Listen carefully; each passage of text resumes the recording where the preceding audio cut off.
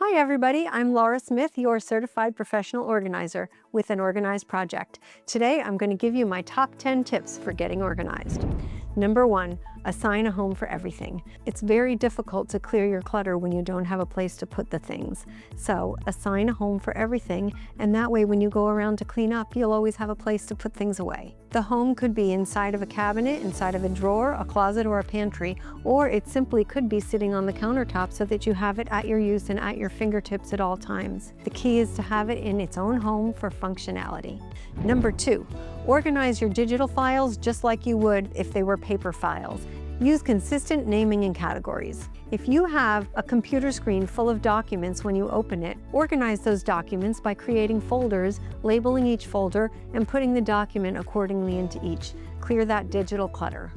Number 3, make sure you measure before buying containers to ensure a proper fit. One of the most common issues I see with my clients is that they go out and they buy organizing containers because they think they look pretty, which they do, but guess what? They don't necessarily fit into the cabinet they wanted to put it in. So always measure before you buy your containers to have the right containers for you. Number 4, label with dates to ensure easy tracking. If you're storing things in your garage, or if you're storing things even inside of a closet, if you're storing things inside of your storage unit and you're labeling the contents, always put a date on that label so that when you go back weeks or months or even years later, you know the last time you accessed that box and what is in it. Number 5, use a piece of painter's tape and a small Sharpie marker to label the expiration date on decanted food containers.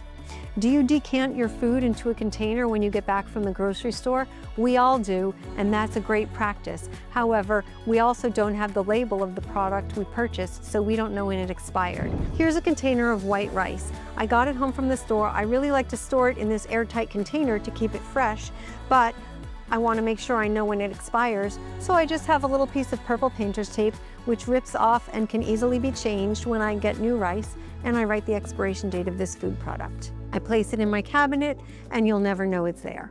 Number 6, the one in, one out rule. If you're trying to keep your closet clear and decluttered and easily find your clothes, anytime you buy something new, the rule is something old has to go out the door and get donated. This way you keep the same amount of things in your closet, you can find what you have, and you have only what you need. Number 7, alternate your shoe directions on your shoe racks to maximize space. For example, when you place one shoe in this direction, place the opposite shoe in this direction. I promise you're going to get an extra pair of shoes across your rack. Number 8, store new groceries behind the old ones to eliminate food waste. When you get home from the grocery store, instead of just emptying the bags real fast and putting everything in the front of the fridge or the front of the cabinet, put the new things behind its old counterpart so that you use what you have first and you eliminate waste. You're less likely to eat or throw out expired food this way. Number 9, how to pack a box if you're moving or going into storage. You have to imagine the contents of the box being protected on all sides with packing paper. And if it falls over on its side, you want to make sure that those contents are protected. It's going to go onto the moving truck and they might tilt it on its side to place it in the truck. So you want to make sure that the contents are protected. I highly recommend using a generous amount of packing paper. Number 10, are you packing for a trip? Be sure to place all of your toiletries into a sealed plastic bag to avoid any leakage in your suitcase. Also, pack those in your carry-on bag so that in the unlikely event that your luggage is delayed, you have those toiletries with you. If you like these tips, subscribe here and check us out on Instagram @AnorganizedProject for more.